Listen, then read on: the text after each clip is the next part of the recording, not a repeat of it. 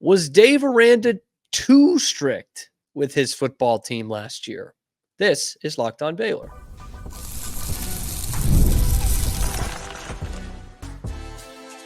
You are Locked On Baylor, your daily podcast on the Baylor Bears. Part of the Locked On Podcast Network, your team every day. Welcome to another episode of Locked On Baylor, brought to you by FanDuel. Thank you for making it your first listen today and every day. I'm your host, Cam Stewart of ESPN Central Texas and the Cam Show on the Rogue Media Sports Network. Appreciate all you everydayers tuning in. And for those of you tuning in for the first time, welcome aboard. Really appreciate having you.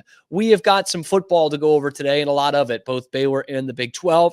Dave Aranda had some interesting comments recently about the way he was running his team last year. I'm going to get into that first. Then afterwards, 4 stars are just loving Baylor. They're really loving Baylor, and there could be another 4-star on the horizon for this team that didn't recruit one for 2 years. And also, they'll have competition for recruiting in the Big 12 because this Florida State Clemson thing, it really could happen. Like, start to prepare for it. Big brain Brett has got us going in the right direction. First and foremost, looking at this Dave Aranda quote. Now, I mean, I pulled no punches for it last year. It looked like the team was unprepared most of their games. You know, they started off really slowly. They never came out with any kind of fight, any kind of bite. They lost 7 of their 8 home games. They didn't beat an FBS team at home all year. It was bad, and then worse considering, you know, what the game atmospheres were like. The fans were taken out of the game within minutes, most of these games, almost all of them. You know, there was just no juice behind the performance. And it was week after week after week. And every time Dave Aranda would look perplexed in the press conference after the game saying, you know, I thought we had our team ready. We had a real good week of practice. This, that, and the other. Every week there was something. And that's why I was surprised to hear when he was talking with the voice of the Bears, John Morris, at Media Days, that he was almost saying, like, I was a little too hard, like hardened, like military style. I'm not going to take any more words out of his mouth. Here's what Dave Aranda had to say about that approach and how it might have hurt his team a little bit. One of the things I think, I think this was, I don't know, this is a mistake that coaches make, or at least this is a mistake that I made. I think, I walk around and everything else.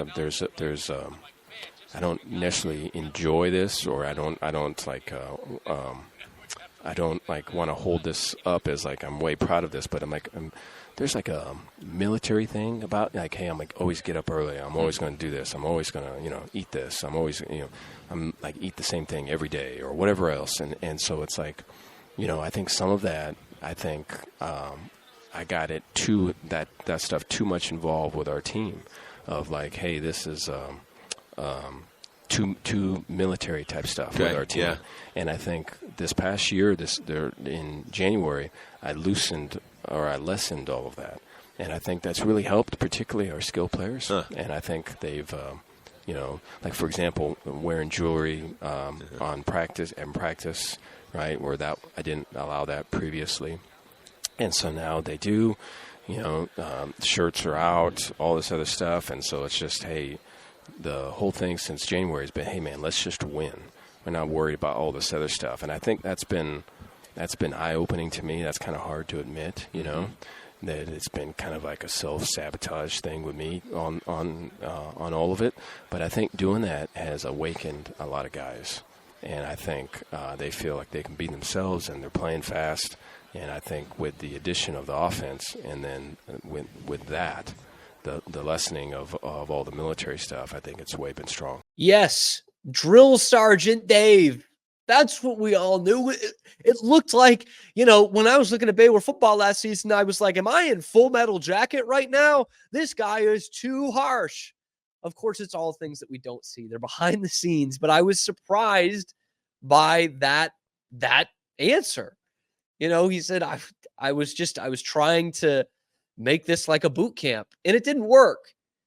And so now I look back on these things from last football season, and I think, Were they not prepared to play, or were they too tight, too uptight the whole time?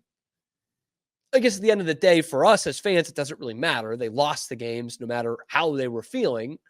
But that starts to make a lot more sense than they just weren't ready. I mean, there's probably a combination of both, right? I think as a staff, there were failures last year to get the team ready, and that's why you saw 3-9. But that makes some sense. The college football landscape is, and really football in general, but specifically looking at college, it's moved away from the drill sergeant, the pygmy paratroopers on the sideline.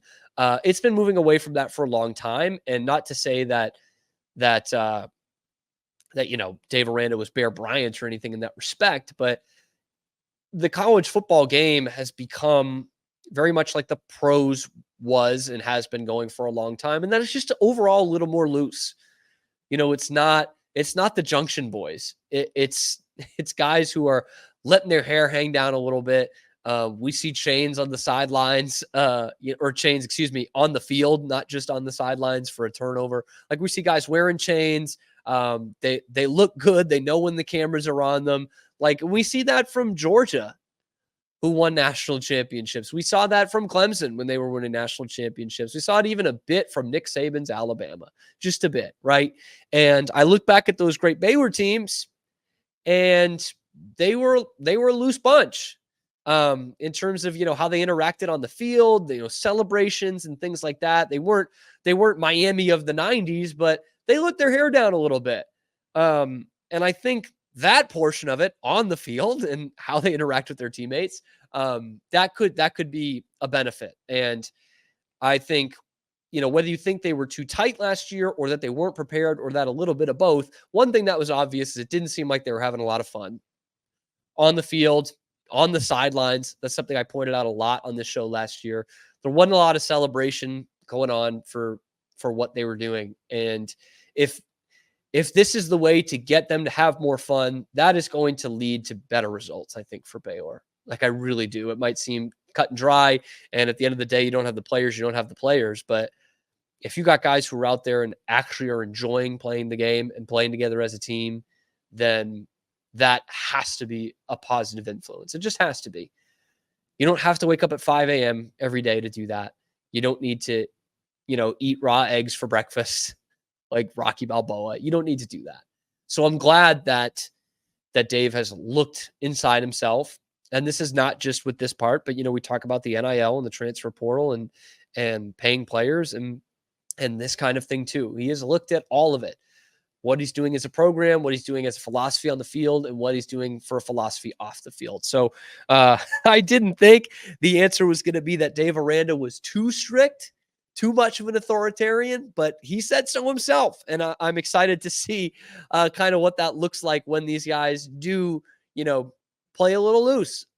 I think that's going to be fun. Hopefully, and hopefully it translates to wins.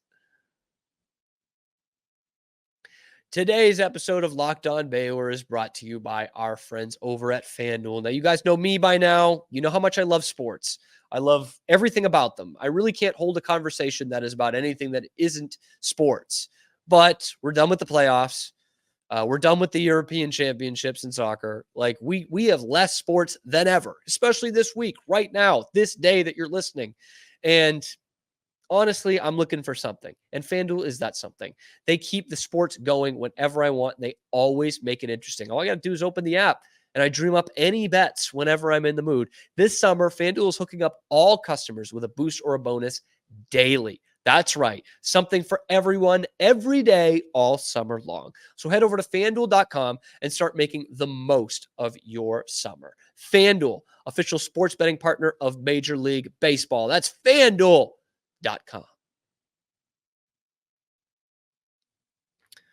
Well, it's been an absolute just trail recruiting is what I'll say. They are blazing a trail, the Baylor Bears. They are recruiting as hot as they have been in 3 or 4 years anyway, probably since Dave Aranda has been here. Better than the run they went on recruiting after they won the Big 12 and the Sugar Bowl.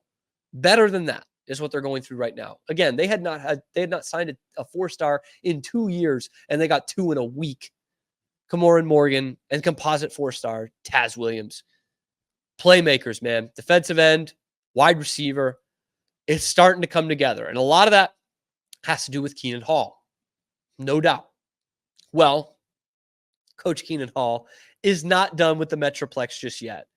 And he's not done with the 4 stars because Michael Turner, the running back from Richland, actually put out his top 4 recently. And wouldn't you know it, who's on there? The Baylor Bears. This is someone they've been on for a while, but usually the last couple of years anyway, these 4 stars didn't matter how long Baylor was on them. They weren't making the cut. And right now, Baylor is the leader in the clubhouse. Okay, the crystal ball prediction for 247 is Baylor. That's refreshing. He did take an official visit with the Bears on June 14th, part of that big whole official visit season. The other official visit he took in his top 4 was SMU. Again, is this sounding familiar? SMU, running back, DFW. Keenan Hall. It's Keenan Hall, 100%. And we've already seen these guys flip from SMU, turn down SMU. They come to Baylor. And if Michael Turner is the next in line, I'm telling you, the bandwagon's going to get a lot more crowded. and you're not going to have room when we get to your stop. But Turner, man, I actually talked about him on the pod a few months ago because his coach, God, I wish I had this in front of me. I should have had this in front of me. That's on me. Coach said something like, this guy's already, you don't even need to look at the tape. Look at the numbers. Okay. Because he looks like a college player playing in high school right now. And when you look at them, it checks out. And one thing I always like to look at is it a gradual increase? Just one kid have just a breakout season, or is this something that's coming over the 4 years of his career? I don't know that one is necessarily bad versus one being good, but I love seeing a guy who is like, man, they trusted him from the beginning and he keeps getting better. And that is the case with Michael Turner. Okay. Because through 3 years of high school football, he has played 3 years. Okay. 2021 as a freshman, 28 carries, but a couple of touchdowns. He got some playing time. Okay. 2022, sophomore, those numbers go up. Gets 100 carries for the first time, 850 yards, 12 touchdowns. He's a threat in the receiving game as well. 2023 as a junior, I mean, this is the production he's talking about. 213 attempts, 1,668 rushing yards. My goodness me. 23 rushing touchdowns, 130 yards through the air, and a couple receiving touchdowns. 23 touchdowns and 1,668 yards, man.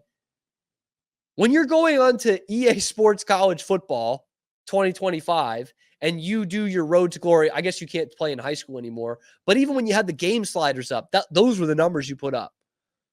1,668 yards, man. Whew, my own. That's outstanding. And we talk about some of the skill guys that Baylor's been able to recruit in this cycle, in the next cycle even.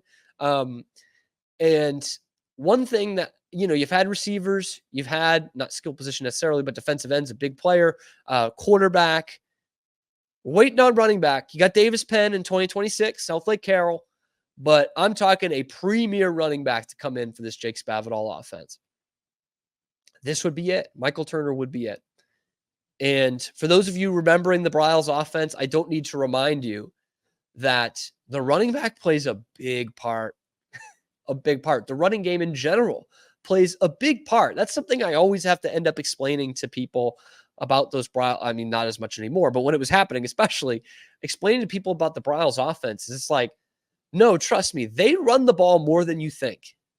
Okay. Part of the huge benefit of it is to spread the defense out so that you can run it down their throat. And we look at the Cal numbers last year. They were, I think, second to last in the conference the year before he got there in rushing yards per game, which was the same that Baylor was at in the Big 12 this past year. And he got them into the top half in one season without his guys. If this were to come to fruition, we're talking about his second season at Baylor with a guy like Michael Turner. and a really good crop of running backs, I think we all believe, in front of him. Richard Reese, Dominic Richardson, hopefully, Dawson Pendergrass, Bryson Washington from Franklin. I know we said it last year, and it didn't work out. We thought that was the strongest position group they had, was running back. They were going to run over everyone in the conference. That was going to be their position of strength. It didn't happen that way. Richard Reese didn't get a lot of touches. Dominic Richardson couldn't get in the end zone. And the offensive line did a heck of a job blocking for them. But in this offense, it becomes an easier onus on the running backs. And you have an unbelievably talented crop in this year and next year. If Michael Turner is added to that, like this would be, I mean, this is a blue chip guy, a blue chip guy at the running back position, which Baylor hasn't had in a long time. I mean, they've had obviously good, productive college running backs, and that's what really matters. But I mean, John Lovett was a nice recruit out of high school. He looked like a guy who was going to be playing in the NFL. But I mean, we're talking about Michael Turner as a guy who has offers from Washington, national runner-up, Utah. A lot of people's pick to win the conference. And then some of the other battlers in your conference, TCU, Kansas State, Oklahoma State, Kansas. They're all there. Baylor was pretty quick on the train. By the way, Oklahoma as well has offered him. Colorado, Dion. Baylor was pretty early on that train. They offered him last year, kind of in the first quarter of his offers are Baylor. And we have heard the recruits talk about it. Taz Williams has talked about it recently, who I'm trying to get on the show. Hopefully he's on soon. That Keenan Hall makes a huge difference. And whether the players are saying it or not, the proof is in the pudding. Like that recruiting profile has been raised through Keenan Hall's arrival on campus. Demetrius Brisbane, the athlete from Tyler Chapel Hill, who was committed to SMU, got him to flip. 4-star guy, got him to flip, just like that. 3-19. That shows you Keenan Hall is doing some major work in getting these guys through the door. And if they're able to get Turner too, I mean, the sky feels like the limit with recruiting with this guy at the helm. Because this is, again, coming off a 3-9. Might I remind you, like I said earlier in the segment, Baylor did not sign a 4-star for 2 years. Potentially 3 in the span of 2.5, 3 weeks. If this Michael Turner thing happens. And that's where it starts to feel like, man, these guys are teaming up. The dominoes are falling, and they're falling in Baylor's direction. We know with recruiting, it can and does ebb and flow all the time. Just because you have a good recruiting year this year doesn't mean you're going to have a good recruiting year next year. Just because you have a good year on the football field doesn't mean you're going to have a good recruiting class the next year. We've seen that. We've seen now both ends, because it wasn't a great recruiting class out after the Sugar Bowl win. It was fine. And now you're getting your best one in years after your worst season in years. So it ebbs and flows, but this is a step in the right direction yet again. How many times have I been saying that in the last month? Yet again, a great step in the right direction, especially if you get Michael Turner on board. That is a big time move if they can get him.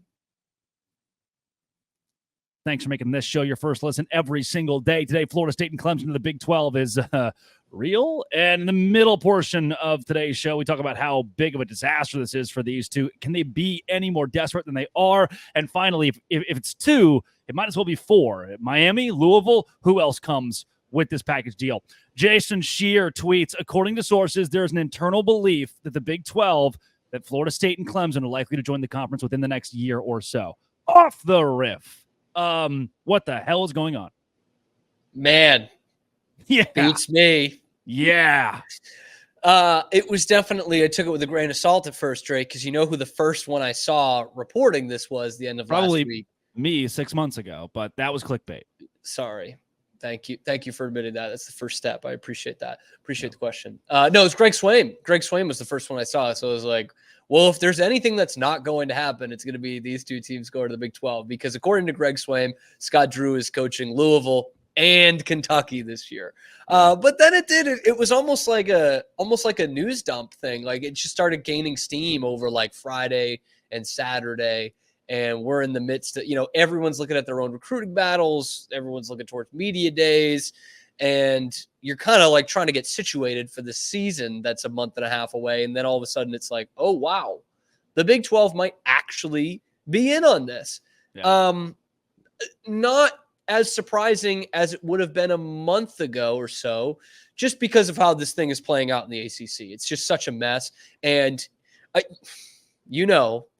am the king of analogies that kind of fall flat at the end. So I'm going to deliver one to you and the Big 12 in general.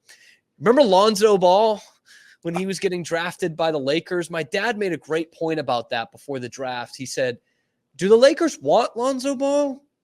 Because we hear LeVar say it and that he's only going to play for the Lakers. We haven't heard anything from the Lakers. Now, of course, they did go to pick him, but that's kind of how I feel about this of like Florida State and Clemson. They're going to the SEC. They're leaving. They're ditching the ACC, broke asses. They're going to the SEC. And then I thought this last week, I said, does the SEC want them? We haven't really heard this. Of course, it makes sense, but we haven't heard it.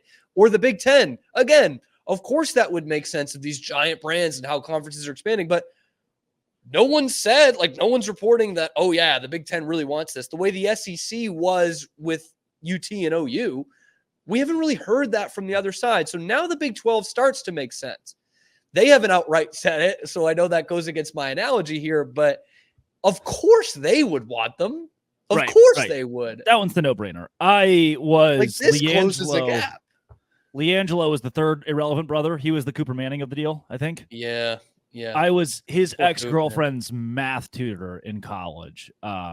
Pretty lady. Actually, she went from Baylor, ended up going to TCU. So not too dissimilar from yours truly. I kind of a double affiliation with both of those schools. Do you think that Tony Altimore is like the Joe Biden of all of this, and Greg Swaim is like the Donald Trump, where you like choose your fighter, man? Just, I mean, and if you as a viewer are in the sphere of realignment, you're probably going, yeah, that makes a whole lot of sense. They're just throwing rocks at each other, and the rocks are hitting each other. Like it's such a mess. Then when the rocks are correct, you're like, damn it, they were right. They nailed this one.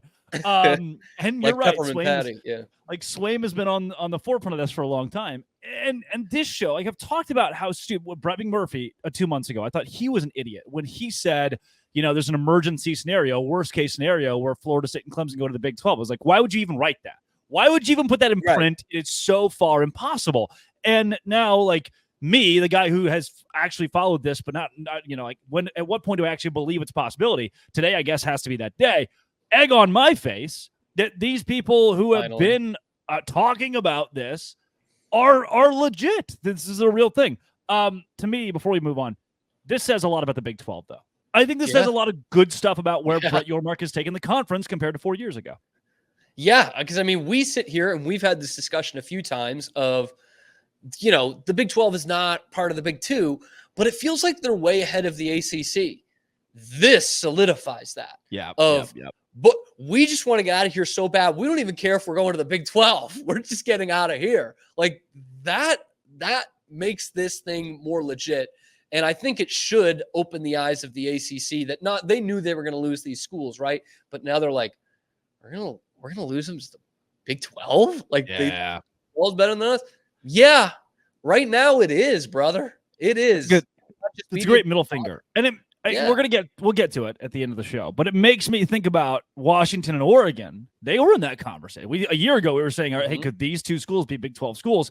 And then, you shoot for the moon, you at least land in the stars. You grabbed Utah, Arizona, right? Could that be the case with Florida State and Clemson? I vividly remember it was 3 or 4 years ago. Craig Smoke, who's my favorite of the hosts on that show, by the way. It just was done, man. The Big 12's done. Like that's it. Conference is done. And how far we've come now that the Big 12 is not only still alive, but could very well have Florida State and Clemson in the conference. Wild to say, but very possible. It's as real as it's felt. That's all. It's as real as it's felt. And I do come back to that every time we see something like this. Like we were doing the funeral march for this conference, hoping, praying to God for our sakes down here in Waco that the Pac-12 would stop being so elitist and take a Christian school in, but that was probably a long shot. And now here we are. America wins. there you have it. This Big 12 thing, it can really happen, guys. It's feeling more and more likely. Brett McMurphy tweeting about it yesterday, too, that the Big 10 and the SEC have not called. They haven't called for those guys. The Big 12 would be the landing spot. And it's got to be not the ACC, the way that they're pushing against it. So I would love to have Clemson and Florida State in this conference. Let me know what you think about those two schools in the comments below. Let me know. And what you think about this recruiting trail, let me know. Keenan Hall, you want to thank him? Do that in the comments below. Be sure to like and subscribe. Leave a comment for anything. I don't care what it is. It helps me. And be sure to ring that notification bell to get notified whenever we drop here on YouTube. We're also available wherever you get your podcast, completely free. Thank you so much for making it your first listen today and every day. We'll see you later on your favorite show, Locked On Baylor.